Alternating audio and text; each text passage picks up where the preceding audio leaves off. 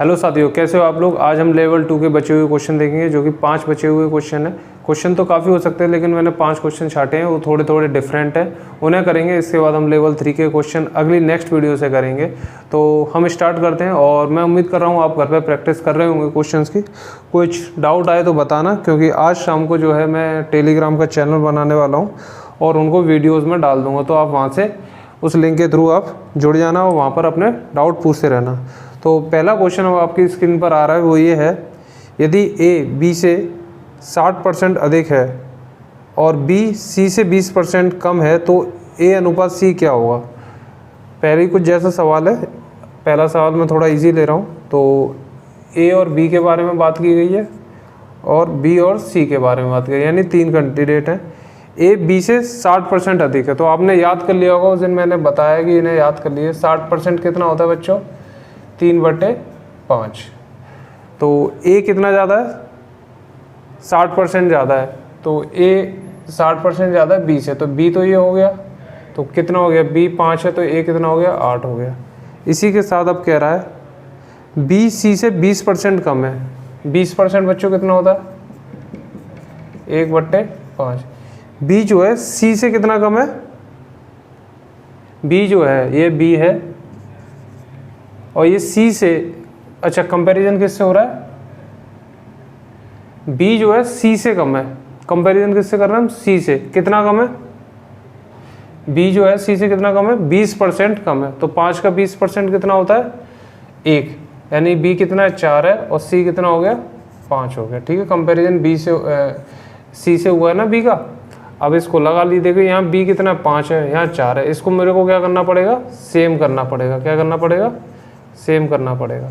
तो कैसे करेंगे, इसको 20 बना लेते हैं, इसको 20 बना लेते हैं। इन दोनों का एलसीएम क्या आएगा, 5 और 4 का 20 आता है। तो 20 बनाने के लिए इस पूरे में मुझे किससे मल्टीप्लाई करना पड़ेगा, 4 से, और इस पूरे में मुझे किससे मल्टीप्लाई करना पड़ेगा, 5 से। तो ये कितना बन जाएगा, 8 चौक 32 और ये बन जाएगा 20। 5 चौक 20 और 5 पंजे 25। यानी कि अब अगर ए के पास 32 है तो बी के पास 20 है और सी के पास कितना है, 25 है। हमसे पूछा गया है अनुपात, तो किस किस के बीच में पूछा गया है अनुपात, ए और सी के बीच में। तो ए कितना है और सी कितना है, ए हमारा 32 और सी है हमारा 25। तो आंसर कितना आया, 32:25। तो बहुत सरल क्वेश्चन था, बस थोड़ी सी ये कैलकुलेशन बताने के लिए मैंने इसको आपको बताया।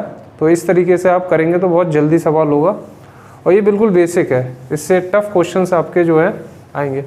ये सारे जो सरल क्वेश्चंस हैं ये प्रीवियस ईयर क्वेश्चन है, एक भी क्वेश्चन ऐसा नहीं है। ये सभी पेपरों में आए हुए क्वेश्चंस मैं आपको करा रहा हूँ, उन्हीं के थ्रू आपकी प्रैक्टिस हो रही है। ठीक है, नेक्स्ट क्वेश्चन जो अब आपकी स्क्रीन पर आ रहा है वो सवाल है, यदि ए का 30% बी के 40% में जोड़ा जाता है तो उत्तर बी का 80% आता है, तो ए कितना प्रतिशत बी है। तो ए का कितना प्रतिशत बी है, ये सवाल है। तो सिंपल है, 30% ऑफ ए और बी के 40% में जोड़ा जाता है। ठीक है, 40% ऑफ बी में जोड़ दिया, तो आंसर कितना आता है, 80% ऑफ बी। अब देखो, इसको सॉल्व करने के लिए पूरी कैलकुलेशन नहीं कर रहे हैं कि 30% निकालना। देखो परसेंट इक्वल के इधर भी परसेंट है, परसेंट इधर भी है। अगर मैं परसेंट बाहर निकालूंगा तो ये क्या हो जाएगी, कट जाएगी। परसेंट जो है ये कॉमन लूँगा तो इस वाली से परसेंट कट जाएगी। साथ में देखो 40 है, 30 है, तो इसमें से 10 कॉमन ले सकता हूँ, उधर 10 है ही, तो ये 0 भी कट जाएगा। तो कितना आ गया, 3a + 4b = 8b। तो 4 भी उधर जाएगा तो कितना बन जाएगा, 3a = 4b। तो a/b कितना आ गया, 4/3। अब आपसे पूछ रहा है b a का कितना प्रतिशत है, तो बताइए a का कितना प्रतिशत b है। अगर a 4 है तो b कितना प्रतिशत है a का। अब ये 4 है और ये 3 है, तो आप निकाल सकते हैं ये कितना हो गया, 75% हो गया है ना। तो ये 4 है तो इसको कितना हिस्सा मिल रहा है, 3 हिस्सा मिल रहा है बी को। तो ये कितना हो गया, 1/4। तो पूछ रहा है बी जो है कितना परसेंट है। अगर रेशियो के फॉर्म में निकालना है बी किसका, ए का, तो ए नीचे आएगा। कंपेरिजन ए से हो रहा है, गुणा 100 कर दीजिए। तो ये कितना आ गया 25%। और डायरेक्ट भी निकाल सकते हैं, अगर ये 100% है तो ये कितना होगा 75% होगा। तो बी कितना परसेंट है, ए का 75%। मैं रिपीट इसलिए कर रहा हूँ क्योंकि बच्चों को इसमें कन्फ्यूजन होता है कि किसके कंपैरिजन में हम देख रहे हैं। तो हम देख रहे हैं किसके कंपैरिजन में, ए के कंपैरिजन में। किसको देख रहे हैं, बी को। जिसके कंपैरिजन में देखते हैं उसको नीचे लिखते हैं, जिसको देख रहे होते हैं वो ऊपर आ जाता है। इस तरह का ये सवाल होता है, ठीक है। तो आई होप आपको ये समझ में आया होगा। अब हम नेक्स्ट सवाल देखते हैं। बहुत ही हैं सरल, लेकिन थोड़ा कैलकुलेट कैसे करते हैं और किस तरीके से सवालों को देखना चाहिए वो मैं आपको बताना चाह रहा हूँ। अब सवाल कह रहा है यदि ए का x% बी के y% के बराबर है तो बी का z% कितना होगा। कह रहा है ए का x% बी के y के बराबर, बी के y% के बराबर है, तो बताइए बी का z% कितना होगा। बी का z% कितना होगा, ये हमसे पूछा है। और इसके ऑप्शन कुछ इस तरह से दे रखे हैं कि zx/y% of a, yz/% of a, और xyz% ऑफ ए, और लास्ट है yz/x% ऑफ ए। तो बस ये सवाल आप में कंफ्यूज ना हो इसलिए मैं बता रहा हूँ। इसमें देखो परसेंट से परसेंट कट गया और यहाँ से कितना आ गया ax, यहाँ b दे रखा है। आप आंसर देखेंगे, क्वेश्चन देखेंगे, इस सवाल में b नहीं है। ऑप्शन दे रखे हैं 4, इनमें b नहीं है, तो हमें b की वैल्यू निकाल लेते हैं। ax = by, तो b की वैल्यू कितनी आ गई ax/y, उसको यहाँ रख देता हूँ। तो क्या आ गया ax/y का z%। अब आंसर देखिए, परसेंट इधर आ रहा है और a अकेला आ रहा है। तो मैंने आपको फर्स्ट क्लास जो ली थी परसेंटेज की, उसमें मैंने बताया था कि आप इस परसेंट के साइन को हम मूव करा सकते हैं, यहाँ रख दें, यहाँ रख दें, यहाँ रख दें, कहीं भी रख दें। मल्टीप्लाई में परसेंटेज के साइन को हर एक वेरिएबल के साथ मूव करा देते हैं, उससे कोई फ़र्क नहीं पड़ता, हर एक वेरिएबल हो या कांस्टेंट हो किसी के साथ। तो आंसर हमारा ये आ रहा है। तो ऊपर में कौन से टर्म है, ax/z। तो देखिए दोस्तों, ऊपर के अपॉन न्यूमरेटर में क्या रहा है, a है, x है और z है। तो यहाँ देखिए a है, x है और z है, बाकी ay है, xy है, a है। तो इसका आंसर हमारा क्या हो गया, और नीचे y है। तो हमें इस तरह से भी इसको लिख सकते हैं, यानी ये इक्वल है, इस परसेंट के साइन को हम यहाँ ले लेंगे xz का a% और ये y। अगर आंसर इस तरह से होता कि ये x को परसेंट में लेना होता तो आप x को भी परसेंट ले लेते, बात जो है यही रहेगी, कोई अंतर नहीं आएगा, ठीक है। परसेंट का साइन मूव हो जाता है। ये सवाल मैंने इसी तरह इसलिए चूज़ करा कि आपको ये याद दिला दें कि परसेंटेज का साइन मूव हो जाता है, ठीक है। तो नेक्स्ट क्वेश्चन अब आपकी स्क्रीन पर आ रहा है। जो नेक्स्ट क्वेश्चन है आपकी स्क्रीन पर, उसे देखिए और पढ़िए। कह रहा है एक संख्या के दो भागों में इस प्रकार बांटा जाता है कि पहले भाग का 80% दूसरे भाग के 60% से 3 अधिक है, दूसरे भाग का 80% पहले भाग के 90% से 6 अधिक है, तो संख्या क्या है, ठीक है। इंग्लिश में भी लिखा हुआ है, आप पढ़ सकते हैं, बात वही है। तो एक संख्या है, पहली संख्या है, एक संख्या को दो हिस्सों में बांट दिया, फर्स्ट में और सेकंड में, ठीक है।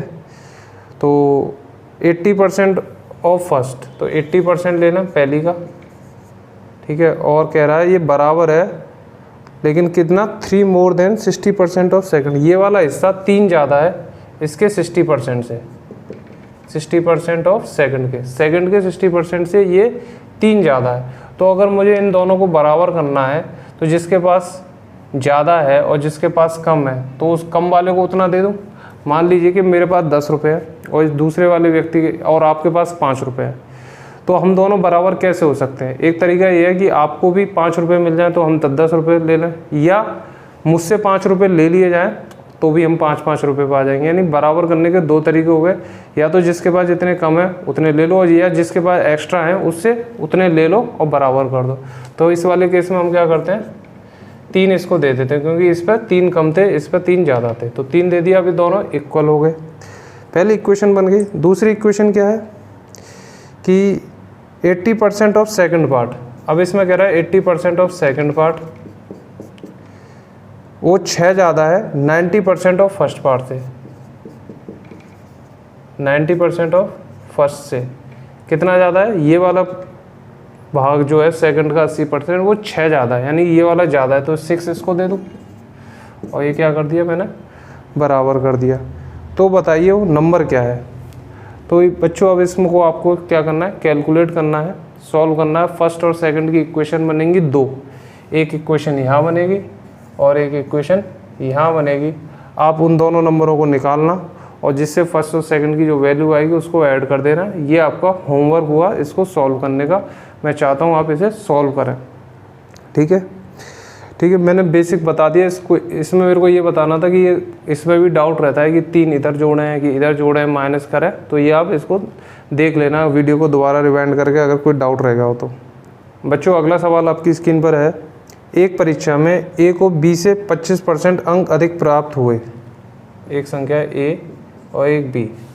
ए को कितने अधिक प्राप्त हुए, 25%। 25% कितना होता है बच्चों, 1/4। ए को 25% ज़्यादा हो रहे हैं तो 4 में 4 का 25% 1 होता है तो 5। मैं बार बार रिपीट कर रहा हूँ जिससे कि आपको कोई डाउट हो तो समझ में आ जाए। बी गॉट 10% लेस देन सी, तो एक सी बच्चा भी है, बी को 10% कम मिले। 10% कितना होता है, 1/10।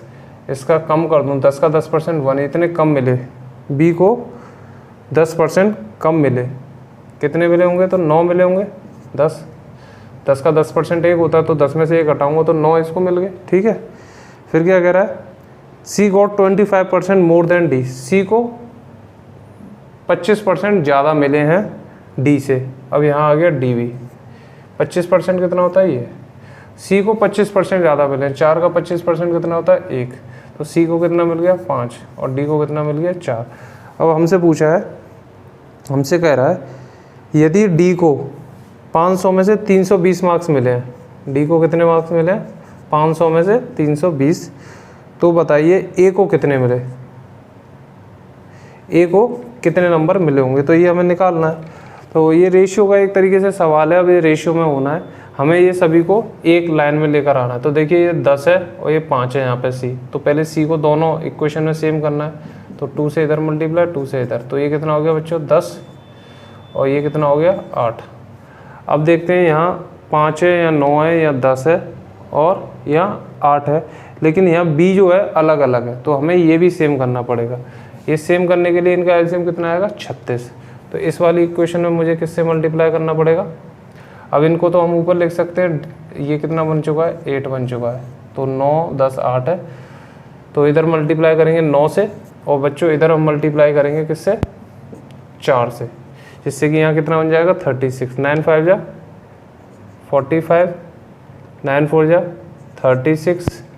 अब ये बनते जा रहे हैं और यहाँ से मिल रहा है ये 4 10 जा 40। यहाँ भी 4 से करूँगा 9 जा 36 ही मिलेगा, और 4 8 जा 32। ठीक है। तो अगर ए को 45 मिलते हैं तो बी को 36, सी को 40 और डी को 32।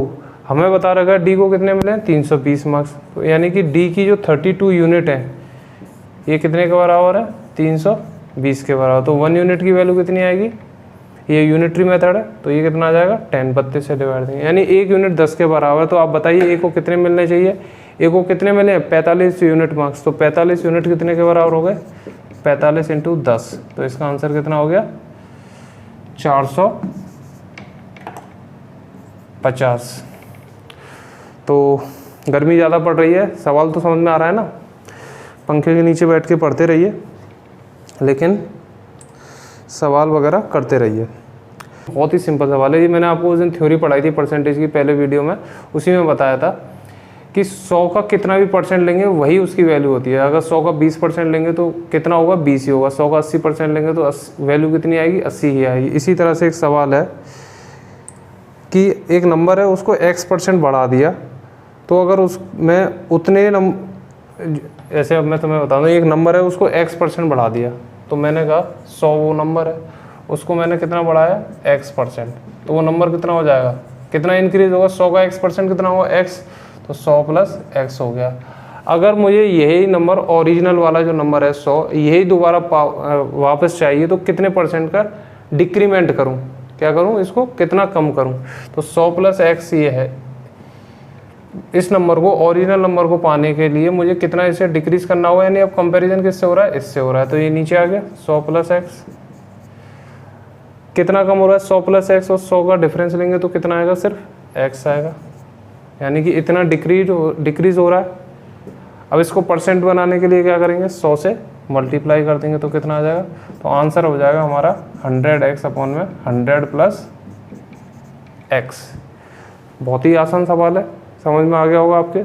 अगर x% बढ़ाएंगे तो 100 प्लस एक्स हो जाएगा। अगर उसी ओरिजिनल नंबर को लाना है तो कितना परसेंट डिक्रीज करेंगे, तो उसका निकालने का तरीका है, कितना अंतर आया, डिफरेंस x किससे कंपैरिजन कर रहे हैं, 100 प्लस एक्स से। परसेंटेज बनाने के लिए रेशियो में 100 से मल्टीप्लाई कर दिए तो ये इतना आंसर आ जाएगा।